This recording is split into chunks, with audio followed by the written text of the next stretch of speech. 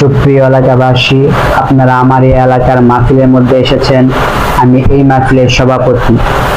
এই যে আমি এই মাহফিলের মধ্যে দাঁড়িয়ে আছি, দাঁড়িয়ে আপনাদের সাথে কথা বলতেছি, তা এমনি এমনি না।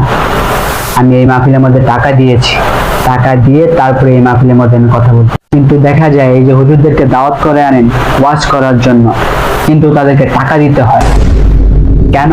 এটার বিচার করতে হবে। আমরা এমনি এমনি আসি নাই, আমরা টাকা দিয়ে তারপর এখানে দাঁড়াইছি। আর হুজুরদেরকে টাকা দিয়ে আনতে হবে কেন? সভাপতি সাহেব, আপনার সাথে কিছু কথা ছিল। হুজুর, আপনাকে কিছু বলি নাই তো? আরে আমার কথাটা শুনেন তো। কি বলবেন বলেন? আপনি যেটা বলছেন সেটা ঠিক আছে, আমরা হুজুরে আসি টাকার জন্য, আপনারা টাকা দিয়ে আসেন এখানে কথা বলার জন্য। এখন কথা হচ্ছে, আমরা হুজুরা এখান থেকে বয়ান করা জায়গা, আপনারা এসে বক্তব্য দেন, দেখেন কয়টা লোক থাকে। আপনি কি বলতে চান? আচ্ছা শোনেন, মানুষরা ওয়াজ মাহফিল করে আলেমদের কাছ থেকে কিছু ওয়াজ মাহফিল শোনার জন্য। এখানে যদি আপনারা নেতারা আইসা কথা বলেন তাহলে তারা শুনবে কি? আপনারা নেতারা আইসা এখানে কথা বলার সুযোগ পান, এটা হলো আপনাদের ভাগ্য। আমরা যদি এখান থেকে উঠে যাই না, আপনাদের কথা শোনার জন্য কেউই থাকবে না মাঠে।